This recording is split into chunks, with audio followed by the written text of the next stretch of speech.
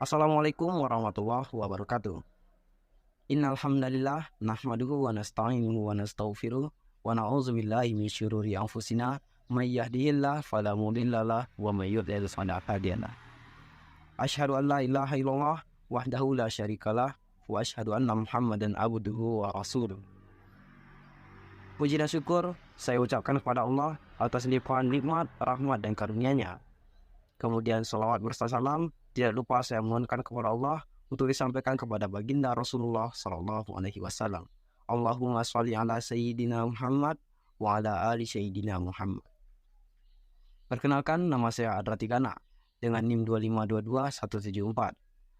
Video ini saya buat untuk memenuhi ujian akhir semester mata kuliah Sistem Basis Data yang diampu oleh Bapak Rian Amanda. Di sini saya akan menjelaskan tentang suatu bahasa yang digunakan untuk mengakses data dalam database relasional, yaitu bahasa query yang terstruktur atau Structured Query Language yang disingkat SQL.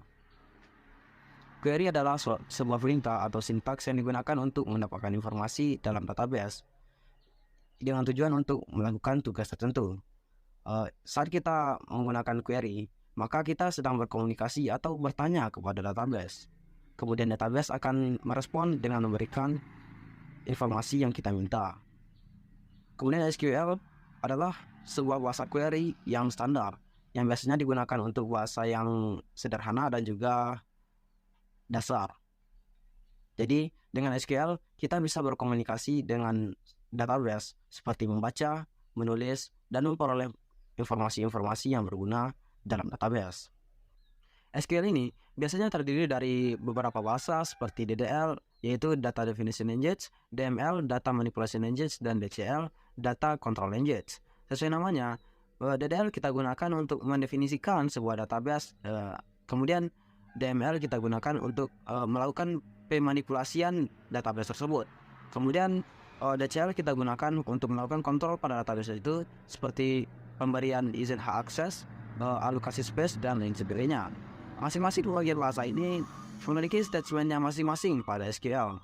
Seperti DDL yang biasanya perintahnya itu terdiri dari create, yaitu untuk membuat sebuah database dan juga tabel, kemudian drop untuk menghapus tabel dan juga database itu, kemudian alter yang kita gunakan untuk mengubah struktur tabel pada database itu. Di sini kita mengubah struktur tabel bukan untuk mengubah database itu. Kemudian ada yang namanya rename, yaitu yang kita gunakan untuk mengubah atau memberikan nama yang baru pada sebuah tabel. Kemudian truncate yang kita gunakan untuk menghapus seluruh catatan yang ada pada tabel yang telah kita buat. Nah, bisa diambil kesimpulan bahwa semua perintah yang ada pada DDL ini kita gunakan untuk mendefinisikan atau hanya untuk mendeklarasikan sebuah database. Kemudian data yang telah kita definisikan tadi kita akan ubah atau manipulasi menggunakan bahasa DML, yaitu perintah-perintahnya terdiri dari biasanya insert, yaitu untuk memasukkan data pada tabel yang ada dalam database. Kemudian update yang kita gunakan untuk mengubah atau memperbarui data yang ada dalam tabel yang telah kita buat. Kemudian ada yang namanya delete, yaitu untuk menghapus data yang ada pada tabel itu. Nah, tadi kan juga ada menghapus data, tapi perbedaan delete dan juga drop. Di sini drop itu kita gunakan untuk menghapus database ataupun tabel, sedangkan delete kita gunakan untuk menghapus data yang ada dalam tabel itu. Nah, selanjutnya yaitu ada namanya merge, yaitu untuk mengubah atau memasukkan data pada tabel sesuai dengan kondisinya. Nah, selanjutnya yaitu bahasa DCL yang biasanya perintah-perintahnya itu terdiri dari grant, yaitu untuk memberikan izin hak akses kepada user untuk pada sebuah tabel dalam database. Kemudian ada yang namanya revoke yang kita gunakan untuk membatalkan izin hak tadi yang telah kita berikan pada user. Selanjutnya ada perintah commit yang kita gunakan untuk menetapkan penyimpanan database. Kemudian kebalikannya yaitu rollback yang kita gunakan untuk membatalkan penyimpanan database itu. Nah, selanjutnya yang terakhir itu ada perintah yang namanya save point, yaitu yang kita gunakan untuk menyimpan sementara transaksi sehingga nanti kita bisa kembali memutar untuk mengakses titik yang telah kita tentukan menggunakan save point tadi. Nah, kira-kira itulah perintah-perintah atau statement-statement yang ada dalam SQL. Selain dari statement-statement itu, ada juga dalam SQL statement select yang biasanya kita gunakan untuk beberapa hal, seperti untuk melihat seluruh atau sebagian dari isi tabel menggunakan operator aritmatik. Kita juga bisa menggunakan select untuk menggunakan kolom alias, dan juga untuk membuat ataupun menghindari duplikasi baris. Nah, kemudian untuk menampilkan struktur dari tabel. Kemudian select juga bisa kita gunakan untuk menggunakan beberapa rangkaian operator dan juga untuk menggunakan karakter dari string. Itulah beberapa kegunaan dari statement select. Kemudian dengan menggunakan SQL, kita juga bisa melakukan sorting dan juga restricting data. Nah, saat kita melakukan restricting dan juga sorting data ini, tentulah kita akan memerlukan statement, memerlukan kondisi atau operator-operator pembanding. Nah, apa-apa saja operator-operator pembanding yang ada dalam SQL ini? Secara umum ada beberapa hal, yaitu seperti sama dengan, yaitu menggunakan tanda sama dengan yang biasanya. Kemudian panah ke kanan yang artinya lebih besar, panah kanan dan sama dengan yang artinya lebih besar atau sama dengan. Kemudian panah ke kiri yaitu lebih kecil, panah ke kiri dan juga sama dengan yaitu lebih kecil dan atau sama dengan. Kemudian panah ke kiri dan ke kanan yaitu yang artinya tidak sama dengan. Kemudian ada operator-operator pembanding lainnya seperti between, yaitu di antara dua nilai, in di antara yaitu dalam satu nilai, kemudian like yaitu memiliki unsur karakter, kemudian is null yaitu yang bernilai 0, kemudian is not null yang artinya tidak bernilai 0. Selain dari kondisi-kondisi pembanding, ada juga operator atau kondisi logika dalam SQL. Operator-operator logikanya seperti and, yaitu jika semua kondisi benar, kemudian or jika salah satu kondisi benar, dan juga not jika semua kondisi salah. Dari SQL ini ada beberapa fitur yang sangat berguna menurut saya. Yang pertama yaitu multiple table, yaitu fitur yang memungkinkan kita untuk menggandakan atau menggabungkan tabel on the fly dengan query-query yang mendapatkan kembali data. Yang kedua adalah group function, yaitu fitur yang memungkinkan kita untuk mengelompokkan data-data dengan menggunakan sintaks atau perintah group by. Kemudian yang ketiga adalah subqueries, yaitu fitur ini memungkinkan kita untuk memberikan atau memasukkan query di dalam query. Baiklah, itulah 3 fitur yang sangat berguna menurut saya dari sekian banyak fitur yang ada dalam SQL. Kemudian kita lanjut ke pembahasan atau materi yang selanjutnya, yaitu perancangan dari basis data. Kenapa kita harus melakukan perancangan basis data ini? Perlu teman-teman ketahui bahwa perancangan basis data ini sangatlah penting agar data yang kita simpan itu menjadi konsisten dan juga bisa diambil dan diperbarui dengan paling efisien, dengan cara yang paling efisien. Ada beberapa faktor yang perlu kita pertimbangkan dalam melakukan perancangan basis data ini. Yang pertama yaitu jumlah tabel yang kita perlukan atau kita inginkan.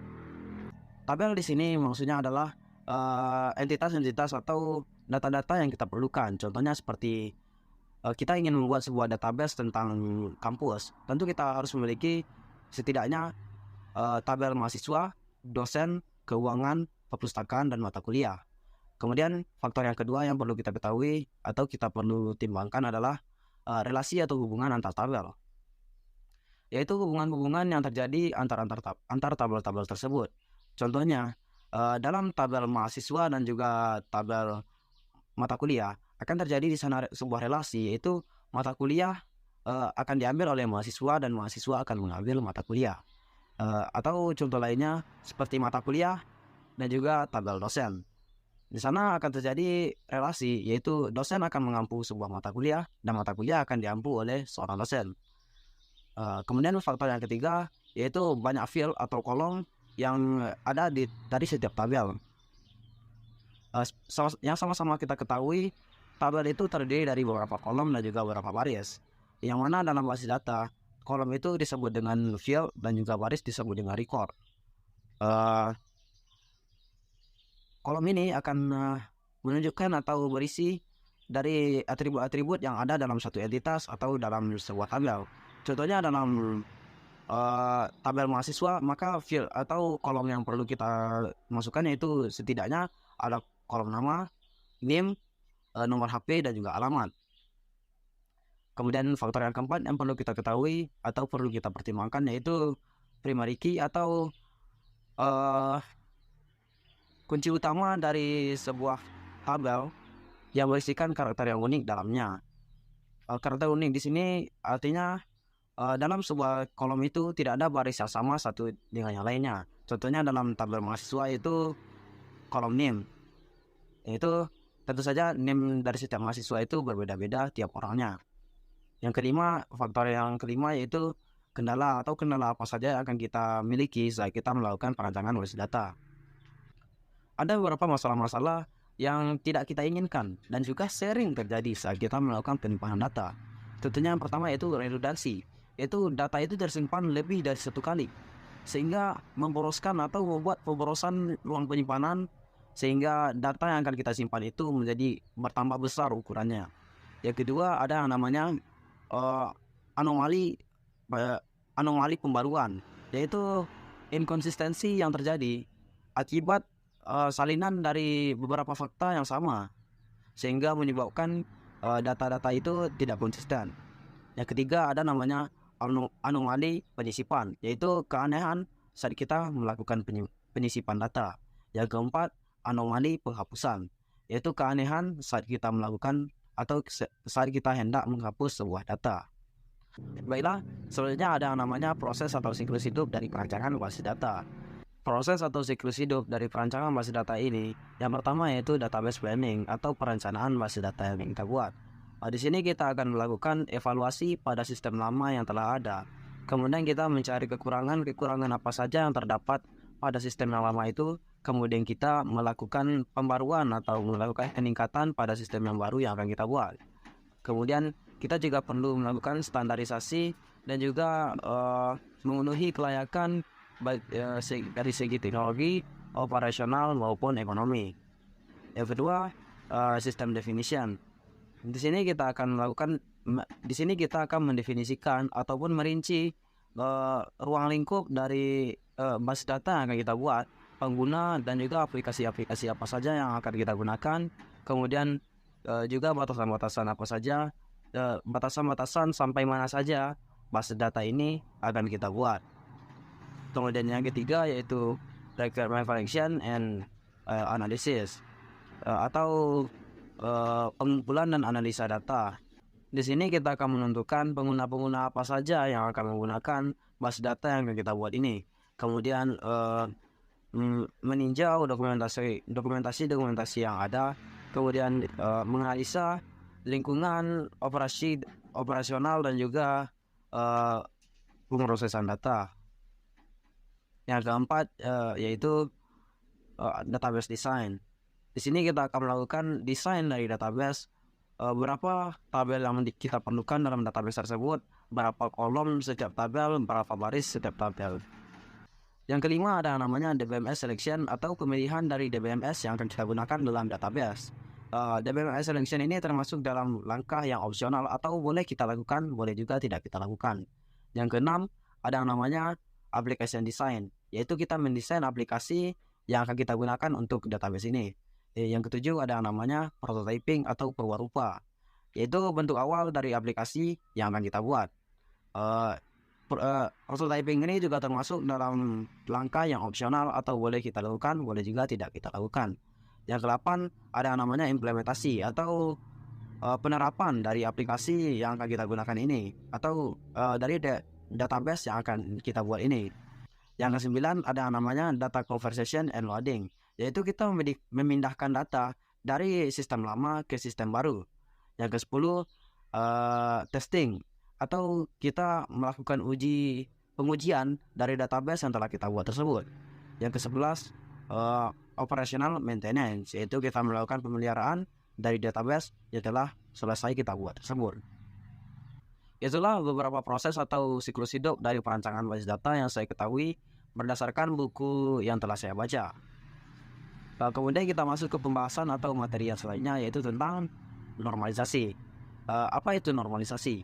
Yaitu sebuah teknik yang digunakan untuk mengelompokkan atribut dari suatu relasi sehingga membentuk sebuah struktur relasi yang lebih baik untuk menghilangkan redundansi dan juga anomali. Sesuai namanya, normalisasi ini adalah langkah kita untuk melakukan penormalan atau menormalkan kembali data yang tidak normal. Dalam normalisasi, ada beberapa istilah-istilah yang perlu kita ketahui. Yang pertama yaitu field atau atribut kunci. Yang mana setiap file itu pasti selalu ada atau selalu terdapat kunci berupa satu field, atau satu field itu dapat mewakili beberapa record. Nah, jika kita asumsikan dalam sebuah tabel, maka field ini bisa kita artikan sebagai kolom yang ada pada tabel itu, yang berisikan atribut-atribut yang menjelaskan tabel tersebut. Nah, istilah yang kedua yaitu candidate key. Candidate key ini adalah kumpulan dari atribut-atribut yang berfungsi sebagai calon primary key. Nah, primary key ini kan kita harus memiliki karakter-karakter yang unik di dalamnya. Maka kandidat key ini juga haruslah memiliki karakter yang unik. Nah, kita kan memiliki 4 kolom dalam sebuah tabel mahasiswa misalnya. Dalam tabel itu ada kolom nama, kolom name, nomor HP dan juga alamat. Maka di sini kita bisa mengambil 2 kandidat key, yaitu nama yaitu name dan juga nomor HP. Karena name dan juga nomor HP ini sama-sama memiliki karakter yang unik di dalamnya. Nah, selanjutnya yaitu composite key. Composite key ini adalah kandidat key yang memiliki atribut yang memiliki banyak atribut di dalamnya. Contohnya, jika kita menambahkan kolom baru atau field baru di dalam tabel mahasiswa kita, yaitu jenis kelamin, maka kita akan membuat juga di dalam kolom jenis kelamin itu atribut baru lagi, yang mana itu laki-laki ataukah perempuan. Maka kolom atau field dari jenis kelamin ini adalah sebuah composite key. Selanjutnya ada namanya primary key, yaitu kandidat key yang dipilih sebagai kolom kunci atau yang mendefinisikan karakter-karakter yang unik di dalamnya. Contohnya, jika kita ambil dari tabel mahasiswa tadi, maka kita akan memilih name sebagai primary key-nya. Selanjutnya ada namanya alternate key, yaitu kandidat key yang tidak dipilih menjadi primary key. Di sini kita memiliki yaitu nomor HP karena tidak dipilih sebagai primary key kita. Selanjutnya ada namanya foreign key, yaitu kunci dari tabel lain yang terhubung dengan primary key pada tabel yang kita definisikan itu. Nah, misalnya di dalam tabel perpustakaan ada di sana daftar anggota, maka di sana perlu memasukkan name dari mahasiswa-mahasiswa, sehingga name ini tadi name mahasiswa ini adalah sebuah primary key di dalam tabel mahasiswa tersebut. Ada beberapa manfaat yang kita dapatkan saat kita melakukan normalisasi ini. Yang pertama yaitu tabel menjadi lebih kecil dan dengan barisnya lebih kecil, sehingga mengoptimalkan ruang penyimpanan. Yang kedua, pencarian, pengurutan dan juga membuat sebuah indeks menjadi lebih cepat. Yang ketiga, menghasilkan lebih banyak tabel dengan membacakan tabel yang aslinya. Manfaat yang keempat yaitu lebih sedikit indeks per tabel sehingga modifikasi data itu menjadi lebih cepat. Yang kelima, ada sejumlah kecil nilai nol dan juga redundansi. Yang keenam, anomali modifikasi data itu menjadi berkurang. Yang ketujuh, manfaatnya yaitu mudah dipertahankan dan juga diubah. Itulah beberapa manfaat dari melakukan normalisasi yang saya ketahui. Dalam normalisasi, ada namanya ketergantungan atau dependensi, atau yang biasa disebut dengan functional dependency, yaitu nilai dari suatu atribut dapat mempengaruhi nilai dari atribut yang lainnya. Dependensi itu menggunakan tanda panah sebagai simbolnya. Contohnya A panah B, yang artinya B itu bergantung secara fungsional pada A, atau bisa juga dibaca A menentukan B. Nah, pada contoh ini kita bisa menyebut A sebagai penentu dan B sebagai yang bergantung atau dependen. Perlu teman-teman ingat bahwa dependensi ini tidak hanya pada satu atribut saja, tapi juga bisa satu atribut itu bergantung pada beberapa atribut yang lainnya. Nah, jika banyak atributnya, bisa kita kelompokkan atribut-atribut tersebut menggunakan tanda kurung kurawal. Contoh dari dependensi ini, misalnya dalam sebuah tabel memiliki 4 buah atribut atau 4 buah kolom, yaitu dari name, nama, fakultas, dan juga prodi. Biasanya kan name itu terdiri dari ID fakultas, ID prodi, dan juga ID unik setiap mahasiswa. Nah, artinya NIM itu bisa menentukan nama mahasiswa, NIM bisa menentukan nama fakultas, NIM bisa menentukan nama prodi. Atau dengan hanya melihat NIM, kita bisa mengetahui nama seorang mahasiswa atau prodi seorang mahasiswa dan juga fakultasnya. Nah, karena NIM itu bisa menentukan 3 buah atribut, maka kita bisa membuat NIM tanda panah dalam kurung kurawal nama, fakultas, dan juga prodi. Dependensi ini bisa kita bagi menjadi 3 jenis, yaitu yang pertama full dependency atau ketergantungan penuh. Nah, di sini adalah jika A dan B berada dalam satu tabel atau dalam satu relasi, maka B itu dikatakan bergantung secara fungsional pada A. Tapi tidak bergantung secara fungsional pada subset A. Contohnya pada name misalnya. Name menentukan nama mahasiswa. Selanjutnya adalah partial dependency atau ketergantungan sebagian. Di mana jika ada dalam sebuah tabel A, atribut A dan juga B, maka B itu dikatakan bergantung secara fungsional kepada A, tetapi juga bergantung secara fungsional pada subset A. Contohnya, pada name dan juga jurusan menentukan fakultas, maka di sana kita bisa membacanya. Fakultas itu bisa dibaca dengan name. Fakultas itu bisa kita ketahui hanya dengan melihat name. Fakultas juga bisa kita ketahui hanya dengan melihat prodi. Selanjutnya yaitu transitive dependency atau ketergantungan transitif, di mana jika terdapat 3 atribut dalam sebuah tabel atau dalam sebuah relasi yaitu A, B, dan C, maka C itu dikatakan bergantung secara fungsional kepada A jika B bergantung kepada A dan C bergantung pada subset B. Contohnya, jika name dan juga mata kuliah menentukan indeks nilai, maka indeks nilai ini tidak bisa hanya dengan melihat name, tidak bisa juga ditentukan hanya dengan melihat mata kuliah. Tetapi indeks nilai ini harus dilihat menggunakan kombinasi dari name dan juga mata kuliah. Kemudian, bagaimana cara kita melakukan normalisasi ini? Ada beberapa tahapan dalam melakukan normalisasi ini. Yang pertama yaitu tahap tidak normal, yaitu atau unnormalized, yaitu dalam tahap ini kita itu mengambil seluruh data yang ada dan juga diperlukan dalam basis data tersebut. Yang kedua ada namanya tahap normal 1 atau 1NF. Dalam tahap ini kita membagi seluruh data. Tahap yang ketiga yaitu tahap normal 2 atau 2NF. Dalam tahap ini kita membagi berdasarkan jenis dan juga memberikan primary key pada masing-masing tabel. Yang keempat yaitu tahap normal 3 atau 3NF. Dalam tahap ini kita itu menghindari adanya redundansi dengan membagi lebih terperinci. Yang selanjutnya yaitu tahap normal Boyce Code atau BCNF. Di sini kita menghilangkan adanya ketergantungan multi-value. Kemudian tahap ke-6 yaitu tahap normal 4 atau 4NF. Di sini kita menghilangkan adanya sisa-sisa anomali. Yang ketujuh tahap normal 5 atau 5NF. Ini adalah tahap di mana data itu sudah menjadi normal. Baiklah, sekian materi yang bisa saya jelaskan pada kesempatan kali ini. Jika ada kesalahan kata dan penyebutan, saya mohon maaf. Assalamualaikum warahmatullahi wabarakatuh.